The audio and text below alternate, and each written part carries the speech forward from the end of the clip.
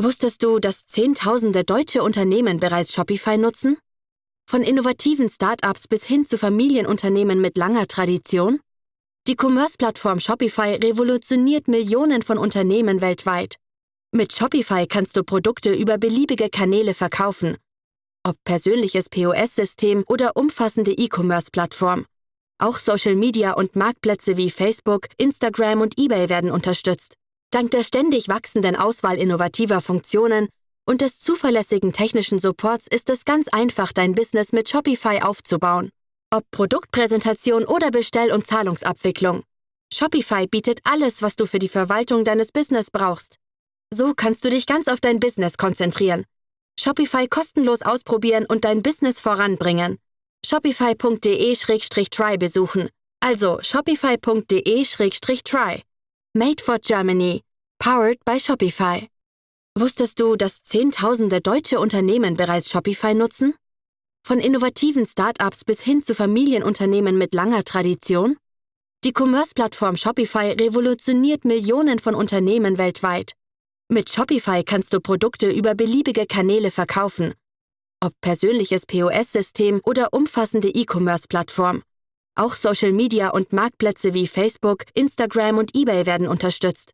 Dank der ständig wachsenden Auswahl innovativer Funktionen und des zuverlässigen technischen Supports ist es ganz einfach, dein Business mit Shopify aufzubauen. Ob Produktpräsentation oder Bestell- und Zahlungsabwicklung. Shopify bietet alles, was du für die Verwaltung deines Business brauchst.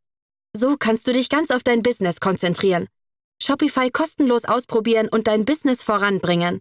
Shopify.de/try besuchen. Also Shopify.de/try. Made for Germany. Powered by Shopify.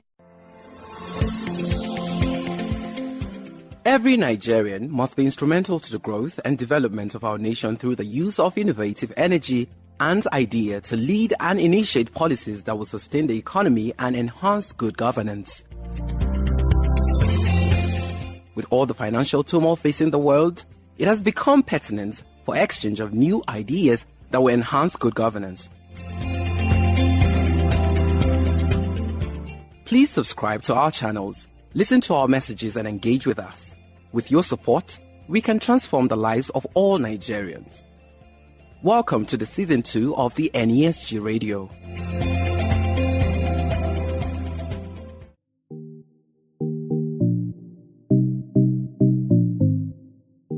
Hello and welcome to the NESG Radio. I'm Francis Jacob, your host for today's podcast. We will be discussing the milestones and prospects of the NESG National Assembly Business Environment Roundtable. By way of an introduction, NASSBER is a partnership between the National Assembly, the NESG, and the Nigerian Bar Association section on business law. The roundtable provides a platform for the legislature and private sector to engage and take action on a framework that will improve Nigeria's business environment. I have the NASSBER team with me to discuss this very valuable subject. Nsikan Essien is the team lead, NASSBER Operations. Ochochi Ajay Inalegu is the private sector liaison for NASSBER, while Ogechi Obasi is also the roundtable's analyst. Nsikan, Ochochi, and Oge, you're all welcome. Thank you. Thank you, Francis. Thank you, Francis. All right, Nsikan. So we'll kick off with you. You've been a team lead and you've been on this project for quite a while. So we'd like to kick off with, could you shed more light on NASSBER and how it partners the National Assembly and the NBA section on business law to achieve its strategic objectives? Thank you very much, Francis. I'm happy to be here. So maybe what I should do is first of all give some background to how NASSBER was created. So, at the 21st Nigerian Economic Summit, which was held in October 2015, it had as a general theme, tough choices, achieving a competitiveness, inclusive growth, and sustainability. So there were conversations around, the state of the economy, against the backdrop of a looming economic crisis and the fragility of our macroeconomic environment. Okay. So this was then followed up by, having the 8th session of the National Assembly Commission, a comprehensive review of the institutional, regulatory, legislative, and associated instruments that affect businesses in Nigeria. And we had the support of the Enable 2 program, which is a UK DFID program. And the team lead, doing this review was Professor Idonije at that time.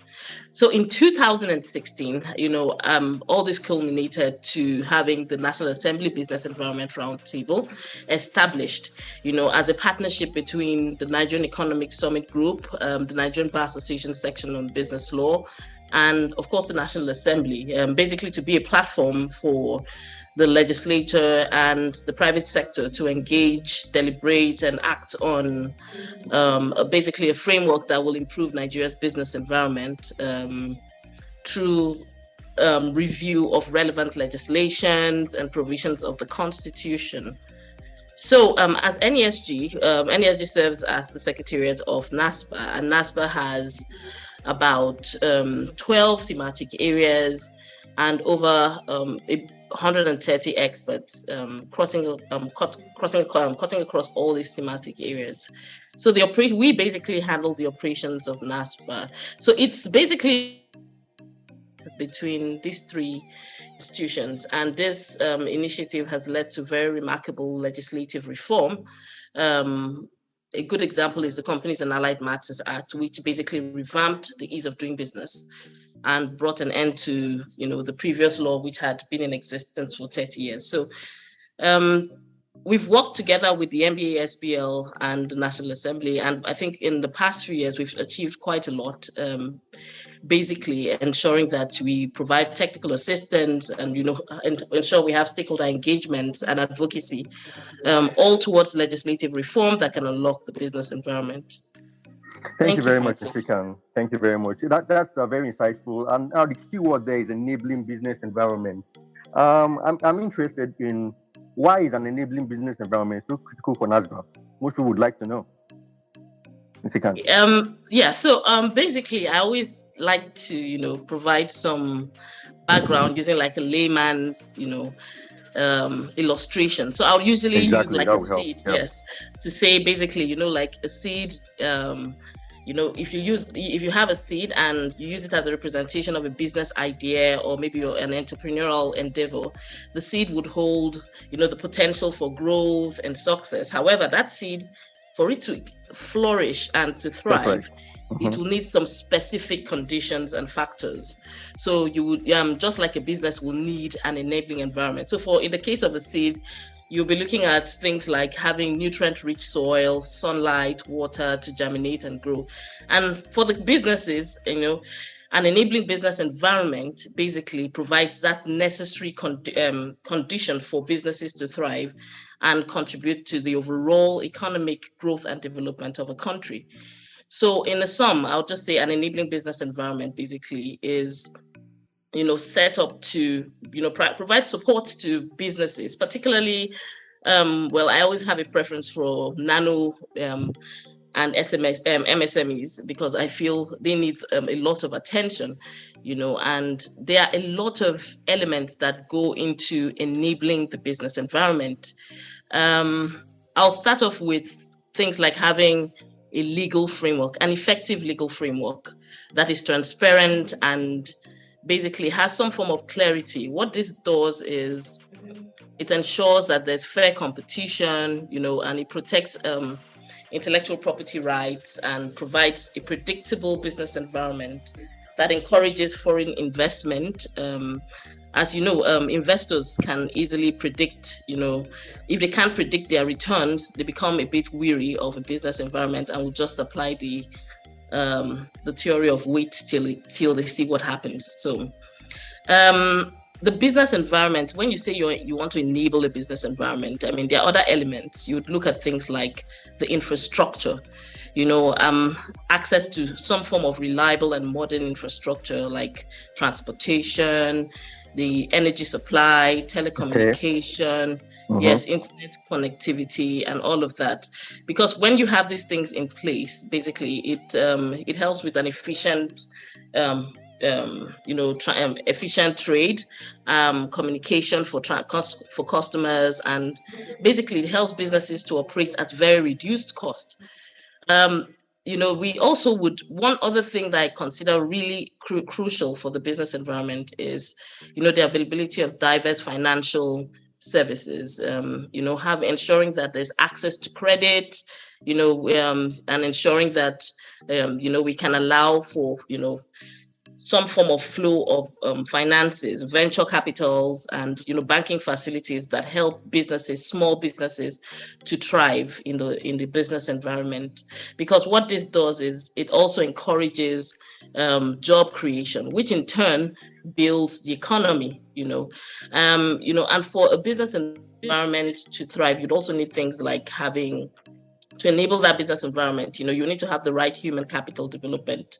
So a skilled workforce is essential for productivity, innovation, competitiveness. And there are quite a number of other elements, but I think due to time, I would just maybe say, ensuring that we have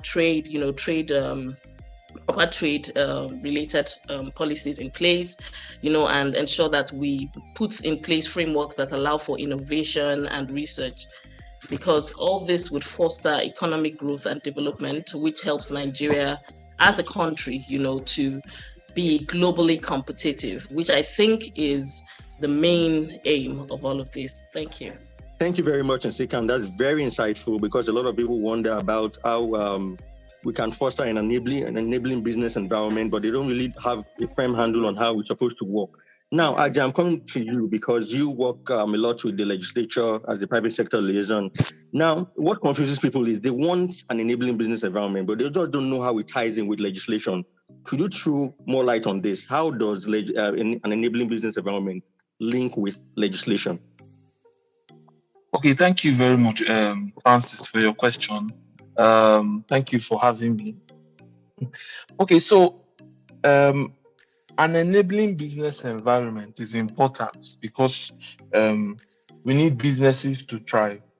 In order for business to thrive, if I'm going to follow Nsikam's wonderful seed analogy, in order for that seed to grow, there are a number of factors that need to be present. And if those factors are not available or they are not present, it might hinder the growth of that seed. So if we take Nigeria's business environment to be the seed itself that we want to grow or to blossom into a wonderful tree, there are certain things that need to be put in place to ensure that Nigeria's business environment blossoms. So business reform in itself is those things that we need to do to reduce costs and the risk for businesses, for business activity. So where legislations come into play is this: we need legislation to stabilize and to reform those areas that are lacking in the business environment. Yes, we need legislations to stabilize and correct some of those bottlenecks, or remove some of those bottlenecks and correct some of those misnomers that are in place. Legislations also are more permanent, as opposed to policies that can be removed at the whims and caprices of any leader or the specific leadership. But legislations are more permanent, so they have a wider, they give investors more confidence.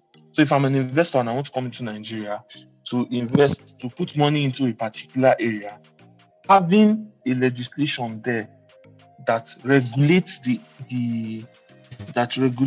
area gives me more confidence than just a policy, because I know that a regulation cannot be removed, cannot be easily removed or amended. Yes. Okay. Thank you very much for that. But now, some people feel that the legislation takes forever, and especially the lay people, because they want change just today. They are not willing to wait for the future. So, what is the typical life cycle of a bill before it achieves, executive assent and becomes legislation? Okay, so the life cycle of a bill, it's an important thing that a lot of Nigerians need to understand. Bills are not like policies. The constitution and the processes in the legislature provide for particular steps that need to be taken in order for a bill to become a law. So the first of those is at the National Assembly, aside from all the Ulabalu, is the first reading. At the first reading, the bill, the clerk of the House or the Senate just introduces the bill to the National Assembly. He reads the bill, reads the short title and reads the long title. So the long title of the bill just basically tells what the bill is about or what it aims to achieve. Yes, that's all it says. And so at the first reading, the clerk of the National Assembly or the clerk of the Senate, the clerk of the House just reads that to the floor, and then the bill is assumed to have gone through first reading. At the second reading, that then begins the debate for the bill, because the National Assembly is made up of principal officers, principal representatives that are there to represent you and I at the floor of the National Assembly. So they are there to debate policy, debate bills and debate policies, basically. For the betterment of Nigeria, basically. So at the second reading, the bill is read for the second time, and then a mini debate happens where the sponsor basically tells the members of the National Assembly, members of the House of the Senate, what the bill aims to do, basically. And then after that, if there are any oppositions to that bill, the people begin to raise it there. If there are any oppositions to the bill, people begin to raise it, then the debate begins. But after the debate is done, the bill is moved to committee stage. It is assigned to a particular standing committee that has been set up in the National Assembly to handle that particular case that has been brought up. So I would give an example. If the bill is an agriculture bill, then the bill will now be sent to the Committee on Agriculture and Rural Development at the Senate. Yes. So that committee has a chairman and has members of the committee that are members of the National Assembly. It also has a clerk that will be in charge of ensuring that that bill is debated adequately. So once the bill is referred to the committee then goes on to hold several things. It recruits experts that will review the bill, and then they will look into the bill, they will review the bill. This is where NASSBER usually comes. They provide technical support in this area. So they review the bill, and then they now distribute that reviewed bill to the public, and then invite the public for a public hearing. So at the public hearing is where important stakeholders, if we go back to the example of the agri bill, important stakeholders in the agri sector that will be affected by that bill come to the National Assembly to either oppose or support that bill. Then after the committee stage, the committee goes back after the public hearing to review the submissions of the public and to evaluate whether those submissions are valid or invalid or unnecessary. And then a technical report is submitted to the committee, and a clean copy of the bill is submitted to the committee. After this stage, the bill is now taken back to the House for third reading. In the House of Representatives, it doesn't just go third reading and then It doesn't just go, they drop the committee report and then it goes to third reading. In the House of Reps, it usually there's a committee report. So the committee submits the report to the House. Then the House reviews the report and then adopts the report. Then the next day, or the next sitting, they then pass the bill for third reading. But in the House, in the Senate, my apologies, in the Senate, the bill can be, the adoption of the report and the third reading can be done on the same day. Yes. Oh, so thanks, Ajay. But that sounds like a lot of processes. Is it? Would the layman be correct to say it takes forever to get bills to executive level? What is the typical time frame for all of these processes to be achieved and understood? Yeah, so it depends on the amount of stakeholder will for the bill or the importance of the bill. Some bills take as little as, let's say, 3 months. But some bills take as long as, like the PIB took almost 19 years. That means it ran through several assemblies. You know that before it became a PIA, that's the Petroleum Industry Act. That's right. So, yes, it depends on the importance and the complexity of the bill. Oh, wow. Thank you so much for that insight, Ajay. So that means, for NASSBER to have achieved the milestones that we read about and that we hear about, NASSBER must be very, very influential and, obviously has gone the extra mile to ensure that an enabling business environment is achieved in Nigeria. And second, what would you say about the priority bills passed too far since the inception of NASSBER and what the implications are for the Nigerian business environment? Okay, thank you very much, Francis. So NASSBER has, over time, had some priority bills across some key, thematic areas. I would love to mention them, but that would take a bit of time. But maybe I should just mention a few. So we have the trade, human capital development, institutions, investments, regulations, financial services, public finance and taxation, among others. And our support has led us to, since 2016, identify this priority legislation and that we feel would unlock the ease of doing business in Nigeria. And it's not like we just went out and just started identifying. We did a proper analysis, an economic impact analysis. We carried out enough research data to identify what we think would unlock, growth for the country.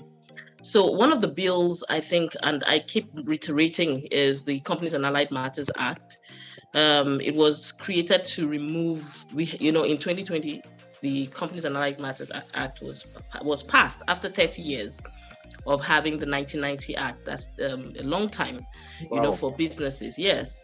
And so for what this did it did a lot for the whole community, for the lawyers, for the businesses, for MSMEs, it literally just unlocked the whole space, and like every other legislation, it might have one or two issues, which with time get sorted with amendments and all of that. So, but this act, what it did was it removed the procedural restrictions and bottlenecks that make both the formation and operation of a company difficult, and basically fostered a climate for the micro, small, and medium enterprises in Nigeria to do both businesses better.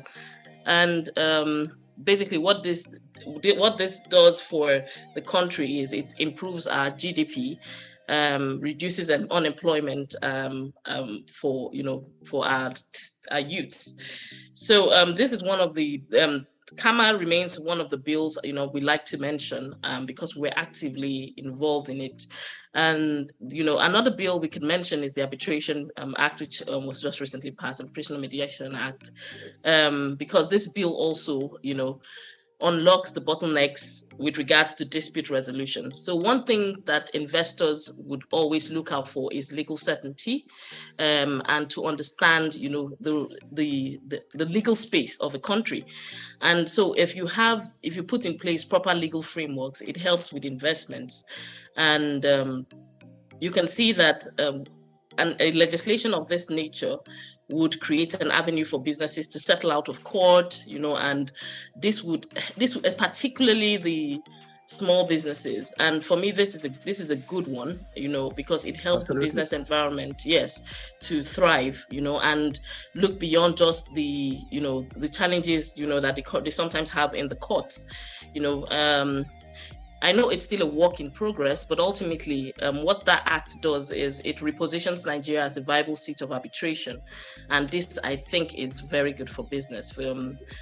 We've also worked on other legislations, like, the Secure Transaction, Immovable Assets Act, and the Credit Reporting Act, which basically enhances financial inclusion and provides funding for nano, micro, small, and medium enterprises. We've worked on bills like which have become acts, like legislations like the Petroleum Industry Act, Data Protection Act, Copyright Act, just to name a few, and that's quite a lot.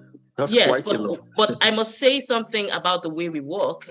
Beyond just providing technical assistance using experts, sectoral experts, when this legislation, are passed in and signed into law, we don't stop there. We also carry out some form of advocacy to say, okay, and some form of evaluation to say, okay, so what's its impact over a year? So for instance, with CAMA, in 2 consecutive years, we've held, sessions to basically evaluate the implementation of the Companies and Allied Matters Act, because beyond passing a legislation, what is critical is how it's implemented in the space, in the space.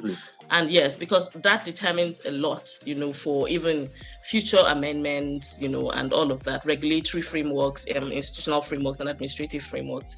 So this is just a few. There are a lot of other bills we've provided some form of technical assistance to the National Assembly for the review. And I'm sure with time, if you'd have some time, you could go to our website and you'll see a lot of the work we've done. Thank you. Very insightful, Nsikan. Considering how much time Ajay disclosed that some bills take for NASSBER to have achieved this number of milestones in this very short space of time, it is very, very commendable. But I need to circle back to Ajay on how NASSBER is able to facilitate sustainable engagement between the legislature and the private sector, because there's a lot of synergy with the private sector between NASSBER and the private sector. So what are the strategic alignments that make this partnership with the private sector work and thrive to achieve this number of milestones that Nsikan just mentioned? Ajay, could you throw more light on that? Concerning the private sector, NASSBER recognized quite early that it is important that the private sector is carried along in any legislative process in order for us to get the maximum amount of benefits that the bills are supposed to deliver. Because as the popular saying goes, the African saying goes, it is he who wears the shoes that knows where it pinches. It's important that the private sector is carried along when you are making any decision or proposing any legislation that will affect them, so that you don't go and create more bottlenecks where you're supposed to be removing. So right from the beginning, NASSBER has ensured that the private sector is part and parcel of its process. So one, we rely heavily on our private sector members to form a part of our expert network. So the private sector, members of the private sector, experts from the private sector have been able to volunteer to be part and parcel of our expert network, our pool of experts. So we rely on this pool of experts to do the main work that NASSBER chooses to carry out. This is important, not only because the bills affect the private sector, it is also important because in order to get the highest quality of a bill, the National Assembly cannot on its own pay or hire these experts from the private sector. Okay. So yes, because it is too expensive for the National Assembly to get the level of expertise that it needs in order to push out these bills, the amount of bills that the National Assembly works on. Okay, so NASSBER serves as a connector of sorts. Yes, NASSBER serves as the connector between the private sector and the National Assembly in order to ensure that the work is done perfectly and with the right set of minds. So we rely heavily on our group of experts, and we act as a connector between the public sector, which is the National Assembly, and the private sector, which is in literally the private sector. So, thank you so much, Ade. That helps, because it actually dovetails into my question for Oge. Oge, you deal a lot with the thematic leads. I'm just interested in knowing how the specific thematic areas that NASSBER has identified, how it facilitates the strategic vision of the roundtable. Could you show more light on that, Oge? Thank you, Francis. Yes, we have thematic areas which were mentioned earlier, but I'll just go over them again for clarity. So we have arbitration and dispute resolution, constitution review, data and digital economy, financial services, human capital development, infrastructure and urban development, innovation and intellectual property, institutions, investments, public finance and taxation, regulations, and trade. So the thematic areas were chosen according to sectors of the economy that would have an impact on the business environment when legislations in these sectors are passed. So the thematic leads head these thematic areas, and they work hand in hand with the expert network who volunteer their expert knowledge and industry knowledge to work in terms of bill reviews, technical support, and position and briefing papers to deliver some of these bills. Thank you, Francis. Okay, so so each of these thematic areas, do they facilitate your strategic vision? Because some wonder, for instance, why was arbitration picked? How does it affect my business? Why was regulation picked? How would it affect my business? Could you just identify two of those and how strategic they are to your vision as NASSBER? Okay, so yes, the thematic areas are strategic to our vision of ensuring a better business environment. For instance, arbitration deals with resolution of disputes, and as we know, the courts are swamps, and sometimes cases take years to receive a judgment. So sometimes the parties and investors look towards arbitration for resolution of their investment disputes. And they are strategic to our vision because speedy resolution of investment disputes will lead to investment retention in the country, will lead to the attraction of foreign direct investment or even other types of investments. And these investors will stay when they know that there is a system to secure their investments and resolve any disputes that they may have with any parties in the course of transacting their businesses. I will also speak to constitution review. We know that the constitution of any country is the ground of that country, and it is from the constitution that all other legislations flow. So ensuring that the constitution enables other legislations through its provisions. It's also very important because sometimes a legislation or a piece of legislation may make a provision that the Constitution prohibits. So it's important that the Constitution aligns with all the other legislations that are being made. Financial services is also a critical aspect of the business environment. This is because, of course, money needs to move around, and therefore legislations that ensure easy access to finance, ensures security of your deposits, also ensures that you can access loans or at good interest rates are also very important. Financial services also manages payment systems, electronic payment systems. We know that the world is going digital at the moment, and we are embracing the cashless policy. So it's important that legislations that ensure that people can transact electronically without any problems of fraud or misappropriation of funds is very important. So this is just to speak to three of our thematic areas and how they are strategic to ensuring a better business environment. Thank you. Thanks so much, Ogechi. It sounds like, I would even like to join, as well as the, members of the public, but just in case they are interested in becoming members. How did you go about it? Yeah, and what are the benefits tied to membership? Okay, to join our expert network, it's a pretty easy process. So anyone who's interested in joining our expert network can visit our website at www.nassber.org and fill the application form or the join the expert network prompt, and we'll receive their applications, process it, and let them know if they have been approved to become a member of the expert network or not. So the benefits of being a member of the expert network are numerous. For one that comes to mind is the opportunity it presents for networking in terms of meeting members of a particular industry or just exchanging ideas.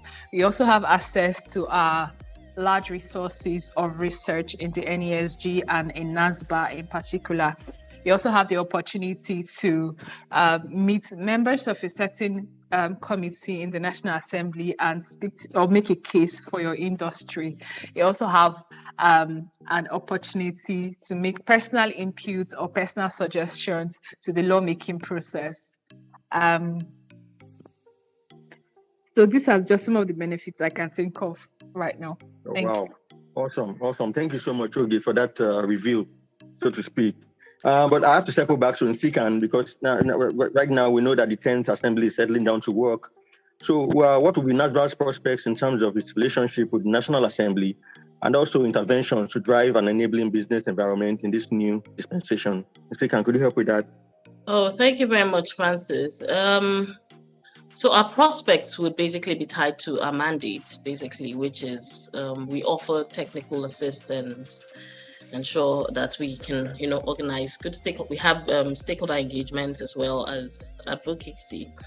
But aside these three, mandates, would also, be providing very in-depth research and knowledge products for the National Assembly. We've observed that the 10th Assembly is, has over 70% of new parliamentarians, and this is a welcome development, and I think it's a good one for the new engagement. So we remain committed to providing support to the National Assembly. We see a National Assembly that basically would have as its focus, economic growth and development, and that's the core of what we do. So we would work hand in hand with the National Assembly to ensure that the legislation that are passed are of good quality, and we would basically leverage on our experts, from our expert network to ensure that these bills are, in the best state they ought to be. That said, one other thing we would try to do is ensure that we can synergize governance to build a collaborative framework for effective legislative reforms. Because, as you know, it's not the way Nigeria is structured. We have the three arms of government. The separation of powers exists. However, governance, for governance to be effective, there has to be some form of harmony amongst these three arms of government. So that's another area we would also be engaging, the National Assembly for to just basically have some form of collaboration for legislative reforms. Yes. Oh, wow. So thank you. Thank you so much, Nsikan. It's been a very insightful session with Nsikan and Ajay and Oge. They comprise the NASSBER team, and they've been very hard at work, before now and even at this stage, just to ensure that we all have the enabling business environment that will help us all thrive.